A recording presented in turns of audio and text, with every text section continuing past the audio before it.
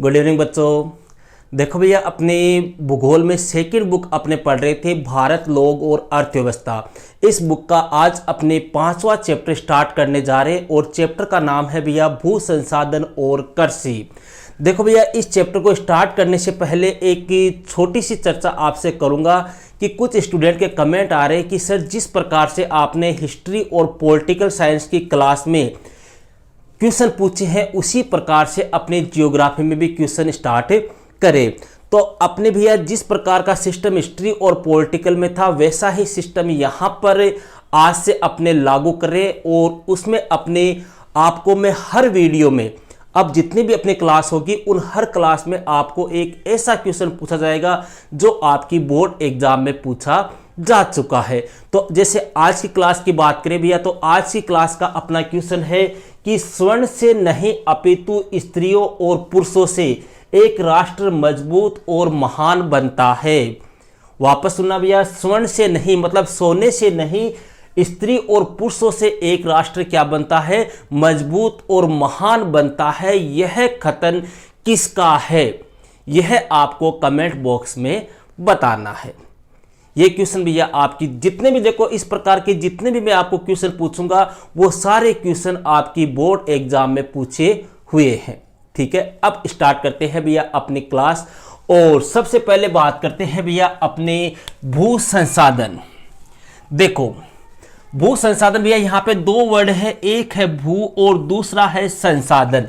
इनका भैया पहले तो मीनिंग देखो आप होता क्या है। भू का मतलब भूमि, धरती, सब जानते हो। संसाधन किसे कहते हैं भैया?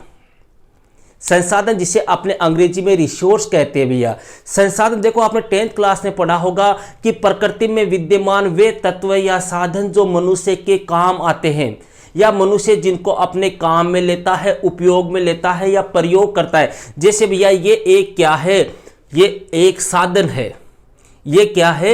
एक साधन है। अगर ये मेरे काम में आ रहा है तो ये क्या हो गया? संसाधन हो गया। मैं इसको अगर उपयोग में ले रहा हूं तो यह क्या हो गया? संसाधन हो गया। तो प्रकृति में विद्यमान वे तत्व जो मनुष्य के काम आते हैं, मनुष्य जिनको काम में लेता है, उन्हें अपने क्या कहेंगे? संसाधन कहेंगे। अब यहां पे देखो भैया, संसाधन के पहले भू वर्ड लगा है। भू का मतलब भूमि, तो कहने का मतलब हो गई भूमि भी क्या है? एक संसाधन है। संसाधन किस लिए है? इसलिए है क्योंकि भैया भूमि जो है वो मनुष्य के क्या आती है? काम में आती है। मनुष्य की अपनी रहना है, खाना है, पीना है। देखो यहाँ पर रहना है, उत्पादन, उत्पादन का मतलब खेती बाड़ी करना, कृषि वगैरह करना। ये सारे काम मनुष्य कहाँ करता है? इसी भूमि पर, इसी धरती पर तो करता है। कहने का मतलब हो गया कि एक मानव के द्वारा जितनी भी एक्टिविटीज की जाती है वो सारी कहाँ होती है? इस धरती पर होती है। तो ये धरती हमारे क्या आ रही है? काम में आ रही है। इसीलिए भूमि को भी क्या कहा गया है? संसाधन कहा गया है। अब ये भू उपयोग वर्गीकरण, सेकंड पॉइंट है आपके भू उपयोग वर्गीकरण, मतलब भूमि के उपयोग के आधार पर इसका वर्गीकरण। भूमि का उपयोग के आधार पर वर्गीकरण। अब ये वर्गीकरण करने का कार्य, भूमि के उपयोग का रिकॉर्ड रखने का कार्य, ये किसके द्वारा किया जाता है? ये किया जाता है भैया अपने राजस्व विभाग के द्वारा। राजस्व विभाग जो होता है उस क्षेत्र में आने वाली भूमि के पूरे आंकड़े रखता है। कितनी भूमि अपने बंजर है, कितनी भूमि परती है, कितनी भूमि मरुस्थलीय है, कितनी भूमि अपने वन मृदा है, कितनी भूमि कृषि योग्य है। ये सारे आंकड़े जो है वो किसके पास में होते हैं? राजस्व विभाग के पास में होते हैं। राजस्व विभाग जो है इन अभिलेखों का क्या करता है? एक प्रकार से संग्रहण करता है, इनको इकट्ठा करता है, इनको एक प्रकार से जुटाने का कार्य करता है। और जैसे राजस्व विभाग की बात करें भैया, अपने राजस्थान की बात कर ले भैया, राजस्थान में राजस्व विभाग जो है इसका मुख्यालय कहाँ है? अपने अजमेर में है। तो राजस्थान में जो भूमि आ रही है उस भूमि के जो आंकड़े हैं, जो रिकॉर्ड है, जो अभिलेख है, वो अपने कहाँ से मिलेंगे? अजमेर से मिलेंगे। क्लियर है? तो यहां पर कई बार सिंपल सा छोटा सा 1 नंबर का क्वेश्चन पूछ लेते हैं कि अपने भू उपयोग संबंधी रिकॉर्ड जो है वो किसके द्वारा तैयार किए जाते हैं या किसके पास में होते हैं या किसके द्वारा एकत्रित किए जाते हैं? तो वह क्या होगा? अपने राजस्व विभाग। क्लियर है? अब यही जो राजस्व विभाग है, इस राजस्व विभाग ने भूमि के उपयोग के आधार पर अपने भूमि को कितने भागों में बांटा है? 9 भागों में बांटा है। कितने भागों में बांटा है? 9 भागों में बांटा है, जिनमें से पहली जो भूमि आ रही है वो आ रही है वनों के अधीन क्षेत्र। इस वर्ड को पकड़ लो भैया, देखो वनों के अधीन क्षेत्र। वनों के अधीन क्षेत्र का मतलब ऐसा एरिया या ऐसी जमीन जहां पर वन विकसित हो सकते हैं, जो एक प्रकार से वहां पर जहां पर अधिक से अधिक क्या है, पेड़ पौधे हैं, या जहां पर ज्यादा से ज्यादा क्या है, जंगल है, या जहां पर जंगल होने की संभावना या जंगल विकसित होने की क्या रहती है, संभावना होती है, वह भूमि क्या कहलाएगी भैया? वन भूमि कहलाएगी। क्लियर है? अपने 1950-51 के जो आंकड़े थे, उन आंकड़ों के अनुसार भैया भारत में कितने प्रतिशत वन भूमि थी? 17% वन भूमि थी। जबकि वर्तमान समय की अगर बात करें, वर्तमान का मतलब भैया आपकी बुक में 2014-15 के आंकड़े दिए हुए हैं। 2014-15 के अनुसार कितने प्रतिशत वन भूमि है? 23.3% है। ये आंकड़े जो है वो कब के हैं? 1950-51 के। क्लियर है? ये आंकड़े जो है वो कब के हैं? 2014-15 के। क्लियर है? दूसरा आता है भैया बंजर व व्यर्थ भूमि। बंजर व व्यर्थ भूमि आप जानते हो भैया, ऐसी भूमि जहां पर कृषि कार्य नहीं होता, जहां पर फसल का उत्पादन नहीं होता, वह कौन सी हो गई? बंजर या व्यर्थ भूमि। जैसे मरुस्थलीय क्षेत्र है, जैसे कोई पहाड़ी क्षेत्र है, जैसे कोई चट्टानी क्षेत्र है, वहां पर भूमि कैसी होगी भैया? वो व्यर्थ भूमि होगी, बंजर भूमि होगी। वहां पर खेती बाड़ी का कार्य नहीं किया जाएगा। तीसरा वर्गीकरण है भैया गैर कृषि कार्यों में प्रयुक्त भूमि। ऐसी भूमि जहां पर कृषि के अलावा अन्य गतिविधियां की जाती है। गैर कार्य मतलब कृषि ना होकर अन्य गतिविधियों के काम में जो जमीन आ रही है, वह कौन सी हो गई? गैर कृषि कार्यों में प्रयुक्त भूमि। जैसे आपने दुकान का निर्माण कर लिया, कोई उद्योग धंधे, कोई फैक्ट्री, कोई कारखाना वगैरह बना लिया, सड़कों का निर्माण हो गया, नहरें वगैरह हो गई, तो वह भूमि जो है वो किस में आएगी? गैर कृषि कार्यों में। चौथी जो भूमि है वह है भैया स्थायी चारागाह क्षेत्र। स्थायी चारागाह क्षेत्र कौन सा? मतलब जिसके ऊपर एक प्रकार से पशुचारण का कार्य होता है। जिस भूमि पर पशुचारण का कार्य किया जाता है या पशुचारण का कार्य होता है, वह कौन सी हो गई? चारागाह। और ऐसी भूमि जो होती है भैया, यह कैसी होती है? एक प्रकार से सरकार के अधीन भूमि होती है, या ग्रामीण क्षेत्र में अपने बात करें तो ग्राम पंचायत के अंडर में ऐसी भूमि आती है। पांचवा है भैया तरु फसलों व उपवनों के अंतर्गत। तरु फसलों व उपवनों के अंतर्गत मतलब ऐसी भूमि जहां पर एक प्रकार से उपवन या तरु फसलें मतलब जैसे कोई उद्यानी फसल है, कोई रोपण फसलें है, इस प्रकार की फसलें, या जहां पर कोई बगीचा लगा हुआ है, कोई गार्डन है, वहां की जो जमीन होगी, वहां की जो भूमि होगी, वह किस में आएगी? तरु फसलों व उपवनों के अंतर्गत। नंबर 6 है भैया कृषि योग्य व्यर्थ भूमि। कृषि योग्य व्यर्थ भूमि मतलब जो कृषि के योग्य तो है, लेकिन वो क्या है? व्यर्थ है, वहां पर कृषि का कार्य नहीं हो रहा है, वह कौन सी भूमि हो गई? कृषि योग्य व्यर्थ भूमि। नंबर 7 है भैया वर्तमान प्रतिभूमि। देखो अपने भैया जब मुगल काल था, उस मुगल काल में भूमि को 4 भागों में बांटा गया था। पोलज, पर्ती, चांचर और बंजर। पोलज, पर्ती, चांचर और बंजर अकबर के टाइम पे भैया। ये पर्ती भूमि जो है वो उसी समय से चली आ रही है।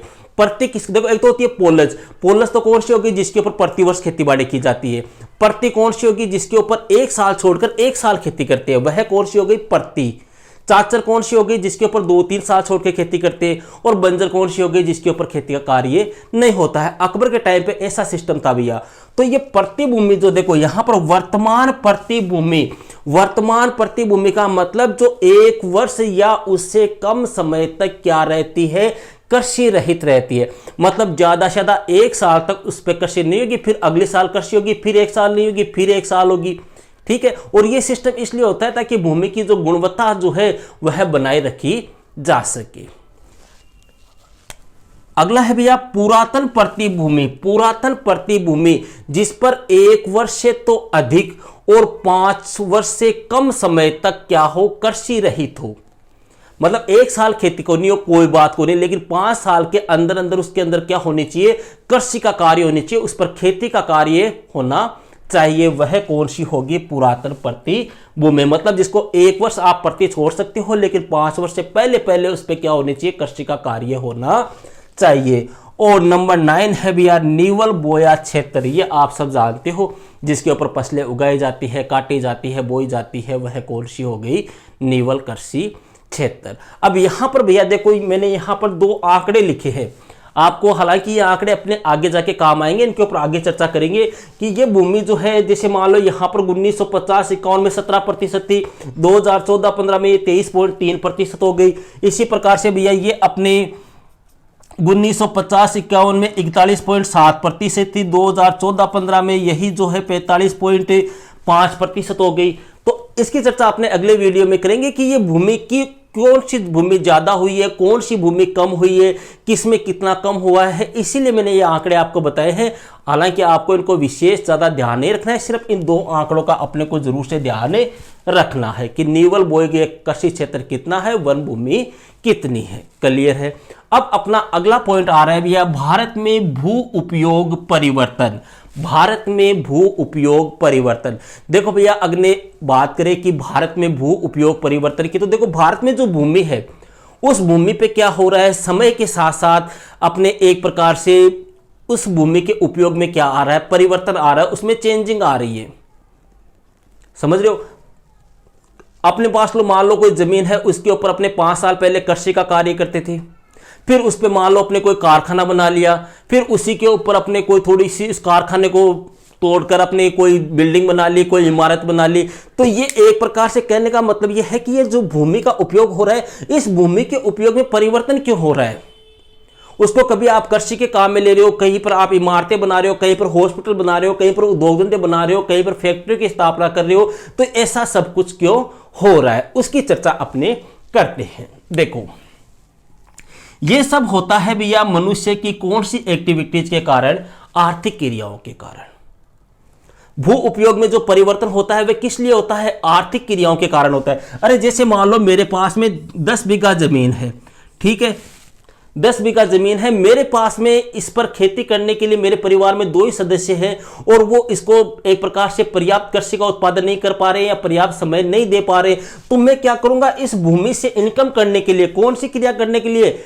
आर्थिक क्रिया, इकोनॉमिकल। ठीक है, तो मैं यहां पर अपने एक प्रकार से इस भूमि से उत्पादन बढ़ाने के लिए, इस भूमि से इनकम प्राप्त करने के लिए यहां पर क्या करूंगा? इस भूमि के उपयोग में परिवर्तन कर दूंगा। यहां पर कोई हॉस्पिटल बना दूंगा, ठीक है, यहां पर कोई हॉस्टल बना दूंगा, अस्पताल बना दूंगा, कोई स्कूल बना दूंगा, कोई इमारत बना दूंगा, कोई बिल्डिंग बना दूंगा, या यहां पर रूम बनाकर इसको किराया दे दूंगा।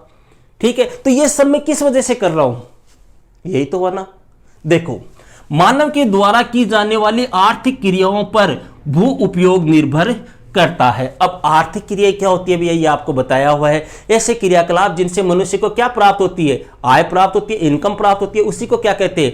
आर्थिक क्रियाएं। तो मनुष्य जो है वो अधिक से अधिक इनकम प्राप्त करने के लिए, ज्यादा से ज्यादा लाभ प्राप्त करने के लिए इस भूमि के उपयोग में क्या करेगा भैया? परिवर्तन करता है।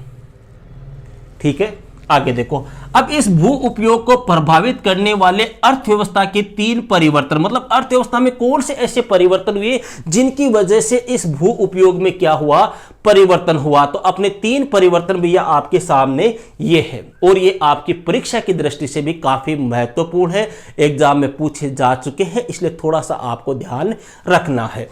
पहला है भैया अर्थव्यवस्था का आकार। अर्थव्यवस्था का आकार देखो भैया, जैसे जैसे क्या, सीधी सी बात है, जैसे जैसे जनसंख्या बढ़ेगी वैसे वैसे भैया क्या बढ़ेगी? डिमांड बढ़ेगी। सिंपल सी बात है। जैसे जैसे अपने स्कूल में बच्चों की संख्या में वृद्धि होगी वैसे वैसे स्कूल में टीचर्स की मांग बढ़ेगी। जैसे जैसे अस्पताल में मरीजों की संख्या बढ़ेगी वैसे वैसे डॉक्टर्स की मांग बढ़ेगी। यही तो होता है। तो जैसे जैसे जनसंख्या बढ़ेगी भैया वैसे वैसे उत्पादन और सेवाएं जो है इनकी मांग में भी क्या होगी? वृद्धि होगी।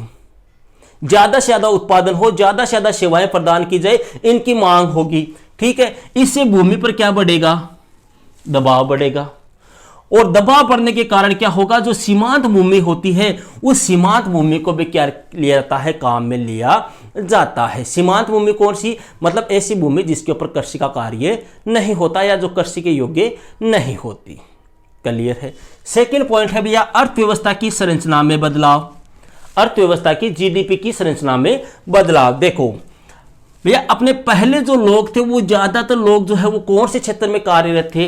प्राथमिक क्षेत्र में कार्यरत थे। लेकिन वर्तमान समय पे अपने बात करें तो इस अर्थव्यवस्था में क्या आ गया है? बदलाव आ गया है। क्यों? क्योंकि पहले प्राथमिक क्षेत्र में ज्यादा थे, लेकिन वर्तमान समय की अपने बात करें तो द्वितीयक और तृतीयक क्षेत्र में क्या हुई है? वृद्धि हुई है। द्वितीयक और तृतीयक क्षेत्र में क्या हुई है? वृद्धि हुई है। इस कारण से कृषि भूमि को किस काम में लिया जा रहा है? गैर कृषि कार्यों में काम में लिया जा रहा है। गैर कृषि कार्य, कोई इमारत बना दी, कोई बिल्डिंग वगैरह बना दिया, अस्पताल बना दिया, अपने कोई स्कूल बना दी, कोई कुछ भी मान लो अपने, ठीक है, मतलब वहां पर कृषि का कार्य नहीं हो रहा। तीसरा भैया, अपने अर्थव्यवस्था में कृषि का योगदान। अर्थव्यवस्था भैया, अपने भारत का जो सकल घरेलू उत्पाद है, जो जीडीपी है, उस जीडीपी में अर्थव्यवस्था का योगदान भी धीरे धीरे क्या हो रहा है? कम हो रहा है। जो कृषि कार्य है भैया, इस कृषि कार्य का समय के साथ जीडीपी में योगदान क्या हो रहा है? कम हो रहा है। तो ये तीन क्या है? अपने अर्थव्यवस्था में परिवर्तन हुए हैं, उनकी वजह से अपने भूमि के उपयोग में भी क्या हुआ है? परिवर्तन हुआ है। अब यहां पर आपके सिंपल सा 1 नंबर का क्वेश्चन आता है कई बार कि भारत में कृषि भूमि पर दबाव बढ़ने के क्या कारण है? जो कृषि भूमि है उस पर दबाव क्यों बढ़ा है भैया? तो पहला कारण तो यह है कि कृषि कार्य करने वालों की संख्या में लगातार क्या हो रही है? कमी आ रही है। भैया, पहले एक ही परिवार में अगर 10 सदस्य होते तो 10 के 10 कृषि का कार्य करते थे। वह कि वर्तमान समय की अगर अपने बात करें तो 10 में से पुराने जो अपने जो युवा पीढ़ी जो है, वो युवा पीढ़ी कृषि कार्य करने की बजाय जो है वो इन क्षेत्रों में ज्यादा जाना क्या कर रही है? पसंद कर रही है। इसकी वजह से क्या हो रहा है? दबाव बढ़ रहा है। दूसरा है भैया, अपने कृषि पर निर्भर जनसंख्या में भी प्रतिदिन क्या हो रही है? बढ़ोतरी हो रही है। क्यों बढ़ोतरी हो रही है? क्योंकि रोजगार के साधन नहीं है, लोगों के पास रोजगार नहीं है। रोजगार नहीं है तो उनको लास्ट के अंदर कौन सा कार्य करना पड़ता है? यही कार्य करना पड़ता है। इन कारणों की वजह से अपने कृषि भूमि के ऊपर क्या बढ़ता है? दबाव बढ़ता है। क्लियर है? ये थी भैया अपने आज की क्लास। मिलते हैं नेक्स्ट वीडियो में नेक्स्ट टॉपिक के साथ। That's all.